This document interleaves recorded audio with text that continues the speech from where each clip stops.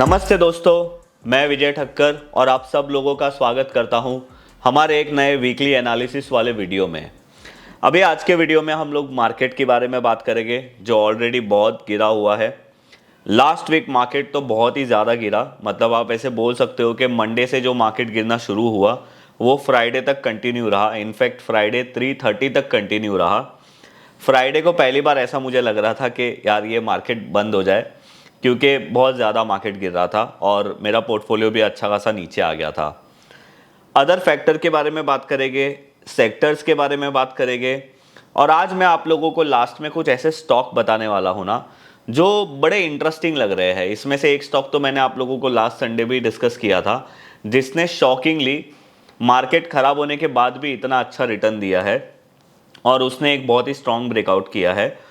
और दो ऐसे स्टॉक बताऊंगा जिन्होंने कुछ टाइम पहले ब्रेकआउट किया था बट अभी आपको एक अच्छे रेंज में मिल रहे हैं because of the bad market. तो यहाँ पे आप लोगों का ध्यान होना चाहिए। तो देखो, लास्ट वीक में मार्केट ने, मैंने आप लोगों को जैसे बोला कि मंडे से मार्केट गिरना शुरू हुआ था, फिर यूएस का फेड मीट भी था, एक्सपेक्टेशन था कि 25 बेसिस पॉइंट से रेट कट होगा। रेट कट हुआ नहीं, उसके बाद वहाँ का मार्केट गिरा, उसको फॉलोअप में हमारा मार्केट भी गिरता गया और फाइनली ये पूरे लास्ट हफ्ते में निफ्टी 5% गिरा है, बैंक निफ्टी ऑलमोस्ट 6% गिरा, निफ्टी 1240 पॉइंट के आसपास गिरा और बैंक निफ्टी ऑलमोस्ट 3100 पॉइंट के आसपास गिरा। तो देखो, ये सारी चीज़ें हुई। इनफैक्ट आईटी सेक्टर में भी बहुत सारा प्रेशर था। बहुत सारे लोगों के कमेंट्स आए थे कि अभी आईटी ख़राब हो गया क्या। तो आप लोगों को ना एक, मतलब थोड़ा एक चीज़ समझना चाहिए। चलो मैं आप लोगों को चार्ट में दिखाता हूँ। कभी भी है ना, बिग पिक्चर देखो। आप अगर बिग पिक्चर देखोगे ना तो आप लोगों को थोड़ा ज़्यादा अच्छा समझ में आएगा। ये देखो, आईटी का मंथली टाइम फ्रेम का चार्ट है। आईटी ने 39,500 में ब्रेकआउट किया था और अभी यहाँ पे कंसोलिडेट करने के बाद उसने अपना ये ब्रेकआउट किया था। तो आप एक बात समझो कि बिग पिक्चर टाइम फ्रेम में आईटी इंडेक्स अभी भी स्ट्रांग है। Because of Nasdaq, because of US market के वजह से हमारे आईटी इंडेक्स को ज़्यादा इम्पैक्ट पड़ता है। तो अगर यहाँ पे और डाउन साइड भी मार्केट गिरता है तो आप लोगों को अच्छे आईटी स्टॉक्स पे ध्यान देना चाहिए। वहाँ पे आप लोगों को अपॉर्चुनिटी मिलेगी क्योंकि ये सेक्टर अभी भी compare to other sector strong है।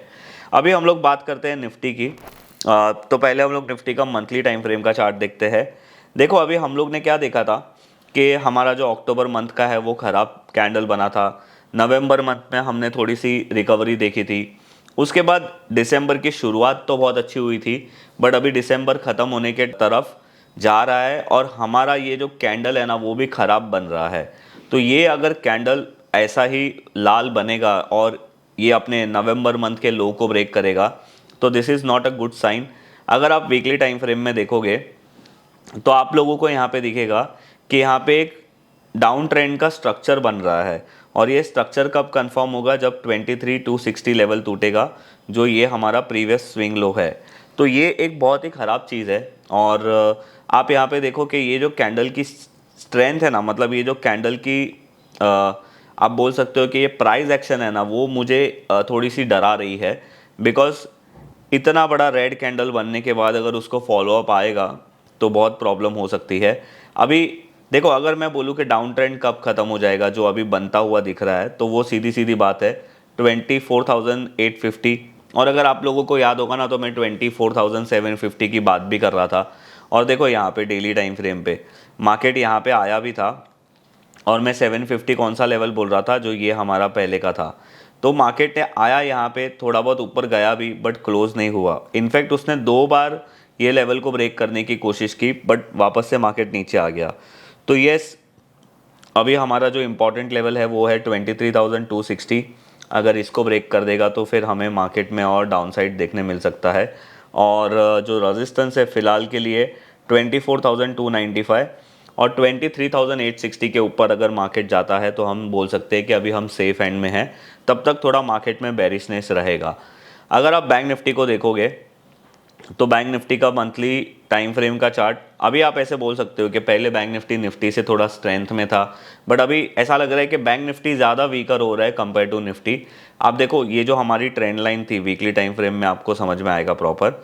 ये जो ट्रेंड था जो अभी तक इंटैक्ट था, अभी रिसेंटली जो बैंक निफ्टी गिरी थी वो यहाँ से बैंक निफ्टी ने एक अच्छा रिकवरी लिया था बट वापस से बैंक निफ्टी वहाँ पे ही आई है। और यहाँ पे देखो, 4 हफ्ता लगा बैंक निफ्टी को ऊपर जाने के लिए, और 1 हफ्ते के बेरिश कैंडल में बैंक निफ्टी ने 4 हफ्ते की पूरी स्ट्रेंथ खराब कर दी। तो इसीलिए मैं बोल रहा हूँ कि जिस तरीके के कैंडल बन रहे हैं ना बेरिश वाले, वो मुझे डरा रहे हैं मार्केट को लेकर। और अगर बैंक निफ्टी में 49,659 ब्रेक हो गया ना, तो ज़्यादा प्रॉब्लम हो जाएगी। तो बैंक निफ्टी में भी यही हालत है। इनफैक्ट रेड कैंडल की जो साइज़ है वो बहुत बड़ी होती जा रही है।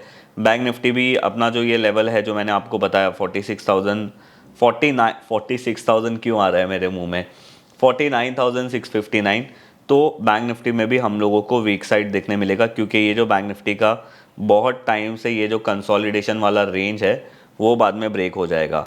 तो ये था हमारा इंडेक्स का एनालिसिस। इंडेक्स को देख के एक चीज़ क्लियरली है कि भाई मार्केट में भी वीकनेस है और हमें ध्यान देना चाहिए। अगर हम लोग सेक्टर की बात करें तो लास्ट वीक में यहाँ पे देखो क्लियरली फार्मा सेक्टर सबसे ज़्यादा परफॉर्मिंग था। वैसे तो 1.5% ही चला है, बट ऐसे मार्केट में भी चलना वो बड़ी बात है। तो फार्मा सेक्टर में आप लोगों को कुछ स्टॉक्स में ध्यान देना चाहिए। और सबसे ख़राब sector PSC, CPSC, metal, PSU bank, ये सारे थे। और फार्मा हेल्थ केयर थोड़े से आप बोल सकते हो कि अपर साइड थे, और एफएमसीजी थोड़ा सा कम गिरा है। और अगर मैं बात करूँ एफआईएस की, तो मुझे आप लोगों को बोलने की ज़रूरत नहीं है, इन्होंने लास्ट पूरे हफ्ते सेलिंग की है। डॉलर इंडेक्स 107.67 के आसपास है। इंडिया विक्स थोड़ा सा बढ़ के 15.07 हुआ है। ये नंबर इतना कंसर्न का नहीं है, बट बड़ा है। क्रूड ऑयल जो है वो अभी 69.35 डॉलर के आसपास चल रहा है।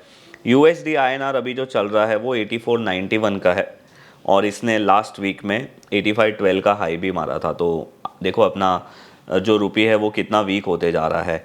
देखो अभी आज के वीडियो में है ना, मैं आप लोगों के साथ कुछ ऐसे स्टॉक बताने वाला हूं जहां पे आपका ध्यान होना चाहिए। बट उससे पहले मैं आप लोगों को बता दूं कि मैं आप लोगों के साथ जो भी चीज़ डिस्कस कर रहा हूं ना, वो कोई भी बाइंग या सेलिंग रिकमेंडेशन नहीं है। मैं सिर्फ आप लोगों को प्राइस एक्शन और वॉल्यूम एनालिसिस के बेसिस पे मेरा ऑब्जर्वेशन क्या है वो दिखाने की कोशिश कर रहा हूँ। इसमें कुछ भी करना हो तो आप अपना एनालिसिस ज़रूर करना। अभी देखो पहला जो स्टॉक है हमारा वो है GIC-RE, और ये मैंने आप लोगों को लास्ट संडे वाले वीडियो में भी बोला था। वहाँ पे मैंने आप लोगों को बोला था कि ये स्टॉक का जो IPO आया था वो 2017 में आया था। और आप यहाँ पे देखो इसने IPO मतलब जो इसने लिस्टिंग डे का हाई ब्रेक नहीं किया था, उसके बाद इसने लिस्टिंग वीक का हाई ब्रेक नहीं किया था, इसने लिस्टिंग मंथ का हाई ब्रेक नहीं किया था, आप ऐसे बोल सकते हो कि इसने लिस्टिंग ईयर का भी हाई ब्रेक नहीं किया था। और फाइनली इसने बहुत सालों बाद यहाँ पे एक अटैम्प्ट किया था February 2024 में, और हाई मारा था 467 का।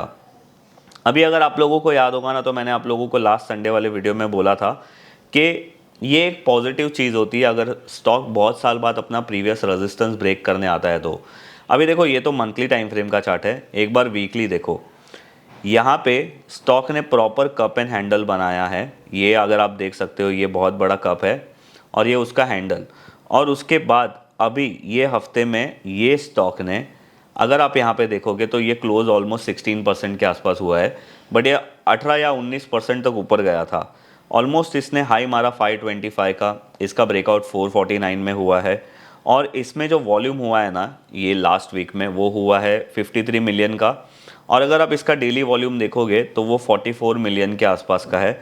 और मेरे ख्याल से लिस्टिंग डे के बाद ये सब अब तक का सबसे हाईएस्ट वॉल्यूम है, मैं डे की बात कर रहा हूँ। और अभी यहाँ पे आपका ट्रेड प्लान क्या होना चाहिए? देखो अभी तो ये स्टॉक बहुत महंगा हो गया है, अगर आपने लास्ट संडे का वीडियो देखा होगा तो आपको इससे फ़ायदा हुआ होगा। बट अगर अभी आपके पास ये नहीं है तो आपका इंटेंशन ये होना चाहिए कि आपको इसमें जब ये कूल डाउन करे या नीचे अपने ब्रेकआउट के पास आए तभी आपको देखना चाहिए। और इसकी रेंज कैलकुलेशन करने के बाद अगर आप इसकी अपसाइड पोटेंशियल निकालने की कोशिश करोगे तो इसका जो अपसाइड का नेक्स्ट रेजिस्टेंस हमारा बन रहा है वो आ रहा है समवेयर अराउंड 800 रुपीज़ का। तो ये इसकी अपसाइड पोटेंशियल है। अभी देखो मैं अगेन आप लोगों को यही बोल रहा हूँ कि मैं अपनी मेथड आप लोगों को शो कर रहा हूँ, कोई भी बाइंग और सेलिंग रिकमेंडेशन नहीं दे रहा हूँ। अगर कोई स्टॉक 450 पे ब्रेकआउट कर रहा है और आप उसको 500 रुपये पे 600 रुपये पे खरीदोगे और वापस से वो स्टॉक 450 पे आएगा तो आप लोगों को प्रॉब्लम हो सकती है। तो आप अपना एनालिसिस ज़रूर करना। ये स्टॉक जब भी कंसोलिडेट करके नीचे आएगा तब अपॉर्चुनिटी के लिए देखना, अभी नहीं। अभी इसके ही रिलेटेड मैं आपको एक एग्जांपल बताता हूँ कि अपॉर्चुनिटी कैसे मिलती है। तो देखो एक स्टॉक है इंडिया सीमेंट। अभी ये स्टॉक भी मैंने आप लोगों के साथ है ना जुलाई के किसी वीडियो में शेयर किया था, और वहाँ पे भी कॉन्सेप्ट देखो सेम ही था। ये स्टॉक का 2007 का हाई था 333 का, और 2007 का हाई ये स्टॉक ने ब्रेक किया था 2024 में, मतलब ऑलमोस्ट 17 साल के बाद ये स्टॉक ने अपना हाई ब्रेक किया था। और अगर आप वीकली टाइम फ्रेम में देखोगे तो ये कैंडल में वॉल्यूम भी बहुत हुए थे, और उसके बाद पता चला था कि अल्ट्राटेक ये कंपनी के स्टॉक खरीद रहा है, तो वो लोग की डील हो रही है, और फिर ऐसा कुछ आया था कि 390 में उसका डील हुआ है। तो ये स्टॉक है ना अपना 333 के बाद ब्रेकआउट देने के बाद ऊपर में 385 तक गया, और फिर इसने बहुत हफ्तों तक कंसोलिडेट किया। अभी मैं हमेशा है ना हमारे स्टूडेंट को बोलता हूँ कि जो बड़े प्लेयर होते हैं ना वो नॉर्मल लोगों को दो तरीके से हराते हैं, एक होता है टाइम और एक होता है प्राइस। वो आपको टाइम से थका देंगे, आपके स्टॉक को कहीं मूव ही नहीं करेंगे, और दूसरा होता है प्राइस। बहुत सारे लोग ऐसा है ना टाइम से थकते नहीं है, वो डरते नहीं है कितना भी टाइम लग जाए हम ये स्टॉक से निकलेंगे नहीं, बट वो प्राइस से डरते हैं। तो अगर आपका प्राइस वापस से नीचे आ जाएगा तो बहुत सारे लोग डर के निकल जाते हैं। तो मैं ऐसा नहीं बोल रहा हूँ कि डरना नहीं चाहिए, अगर हमारे भाव से प्राइस मतलब माइनस ही चले जा रहा है तो हमें ऑब्वियसली स्टॉप लॉस को मेंटेन करना चाहिए। बट अगर ये अभी भी ब्रेकआउट के ऊपर है तो आप लोगों को एक बार सोचना चाहिए। देखो अभी क्या हुआ ना, because of the weakness of market यहाँ पे आपको फिर से एक अपॉर्चुनिटी मिल रही है। ये अपने ब्रेकआउट के पास आया है, जो अभी मैंने आप लोगों को GIC-RE का एग्जांपल दिया। समझो अगर आपने इंडिया सीमेंट को 390 में या 385 में या 370 में ख़रीदा होता, और अभी ये स्टॉक 333 आ गया है या 339 आया है, तो आप तो अभी लॉस में होते। पर ये ट्रेड तो ख़राब नहीं है ना, तो आप डर के निकल जाते।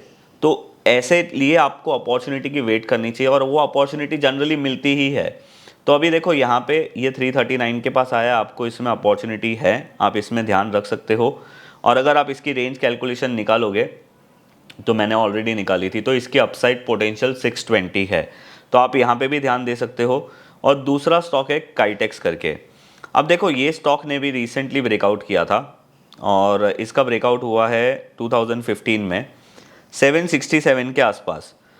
अब अगर आप यहाँ पे देखोगे ना वीकली टाइम फ्रेम का चार्ट, तो देखो लास्ट वीक का कैंडल कितना स्ट्रॉन्ग था 20% का, और because of the weakness in market अभी आप लोगों को वापस से ये ब्रेकआउट लेवल के पास मिल रहा है। तो ये स्टॉक में भी आप ध्यान दे सकते हो। तो ये सारे स्टॉक है जो लास्ट वीक में मेरे पर्सनल रेडार पे थे, और इसमें से मैंने ऑलमोस्ट आपको सारे स्टॉक्स के बारे में पहले भी बताया था। और अगर आपको इसके अलावा भी कोई अच्छी अपॉर्चुनिटी लग रही है तो आप मुझे नीचे कमेंट करके ज़रूर बताइए, क्योंकि हम यहाँ पे एक दूसरे के साथ अपनी लर्निंग ही शेयर कर रहे हैं। तो बस ये था हमारा आज का ये वीडियो। अगर आपको एक प्रॉपर स्विंग ट्रेडिंग का मेथड समझना है ना, तो हमने हमारे चैनल पे कल एक पॉडकास्ट लाइव किया है मुक्ता जी के साथ। उन्होंने ना अपनी एक स्विंग ट्रेडिंग मेथड बताई है, जिसको उन्होंने 4 स्टेज में कन्वर्ट किया है प्रॉपर डिसिप्लिन वे में। तो आप वो पॉडकास्ट देख सकते हो। और वो पॉडकास्ट के अंदर मुक्ता जी ने बोला है प्रशांत जी के बारे में, अभिजीत पाठक जी के बारे में, जो डिफाइन एज के मतलब फाउंडर और को फाउंडर है। तो उनके साथ भी हमने वीडियो बनाया था कुछ महीने पहले, तो आप उनके भी वीडियो देख सकते हो। तो आप ये वीडियो जाके ज़रूर देखिए, आप लोगों को एक प्रॉपर स्विंग ट्रेडिंग का सेटअप मिलेगा। ये वीडियो को आपको 2-3 बार देखना पड़ेगा, क्योंकि इनकी जो प्रोसेस है वो थोड़ी समझने में आपको टाइम लगेगा। तो ये था हमारा आज का ये वीडियो, और अगर आपको हमारा आज का ये वीडियो पसंद आया तो आप लाइक और शेयर ज़रूर करिए। और इसी तरीके से अगर आपको प्रॉपर एनालिसिस करना है, जैसे GIC-RE कैसे ढूंढा, इंडिया सीमेंट में पेशेंस कैसे रखना चाहिए, काइटेक्स अगर महंगा हो गया है तो कभी लेना चाहिए, बहुत सारी चीज़ें होती है जो एक्सपीरियंस के थ्रू हम लोगों को पता चलती है। तो आप मेरा 1 ईयर का पूरा जो प्रोग्राम है ना वो ज्वाइन कर सकते हो। उसमें मैं क्या करता हूँ, पहले आप लोगों को सिखाता हूँ कि मेरी मेथड क्या है, और उसके बाद हम लोग उसको अप्लाई करते हैं लाइव मार्केट में। और देखो आपको और एक चीज़ बता दूँ कि स्टॉक मार्केट में ना देयर इज़ नथिंग गारंटेड, कोई भी चीज़ 100% काम नहीं करती है। बट आपको एक चीज़ को मास्टरी करनी पड़ेगी और कंटिन्यूसली प्रैक्टिस करना पड़ेगा, तो आप उसका बेस्ट आउटकम निकाल सकते हो। और रिस्क टू रिवॉर्ड भी बहुत ज़्यादा मैटर करता है। ब्रेकआउट्स भी फेल करते हैं, बट देखो GIC-RE जैसे भी ब्रेकआउट होते हैं जो ख़राब मार्केट में भी अच्छा ब्रेकआउट देते हैं। आप सोचो कल कोई स्टॉक 19-18% कैसे चल सकता है ऐसे ख़राब मार्केट में, पर GIC-RE चला।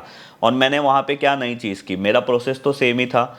अगर मैं ऐसा सोचता कि अभी मार्केट ख़राब है, मैं इसको छोड़ देता हूँ, तो मेरे पास से एक अपॉर्चुनिटी निकल जाती, राइट। तो ये चीज़ आप हमेशा ध्यान रखो। मुझे बहुत सारे लोग बोलते हैं कि सर ख़राब मार्केट में भी आपकी स्ट्रैटेजी काम करती है क्या? तो देखो, करती है। हमेशा देयर इज़ एन अपॉर्चुनिटी, पर आपको ढूंढने आनी चाहिए, और वो कैसे ढूंढना है वो मैं अपने पूरे 1 ईयर के प्रोग्राम में सिखाता हूँ। तो अगर आप लोगों को वो ज्वाइन करना है तो आप वो ज्वाइन कर सकते हो। अगर आप लोगों को 1 ईयर का पूरा प्रोग्राम ज्वाइन नहीं करना है और आपको सिर्फ मेरा मेथड सीखना है, तो आप मेरा ये जो शॉर्ट टर्म का वेबिनार है ना, वो ले सकते हो और मेथड सीख सकते हो। तो बस ये था हमारा आज का ये वीडियो। अगर आप लोगों को हमारा ये वीडियो पसंद आया है तो आप हमारे वीडियो को लाइक और शेयर ज़रूर करिए। आपकी हर एक लाइक मेरे लिए एक मोटिवेशन जैसी होती है, और आपकी कमेंट्स में बहुत पढ़ता हूँ, आप लोगों को भी पता है। तो आप लोग अपना जो फीडबैक है वो कमेंट्स में ज़रूर दीजिए। तो बस ये था हमारा आज का ये वीडियो। अगर आपने हमारा चैनल अभी तक सब्सक्राइब नहीं किया है तो सब्सक्राइब करिए। मैं मिलूँगा आप लोगों को ऐसे ही कोई नेक्स्ट वीडियो में, तब तक के लिए बाय बाय।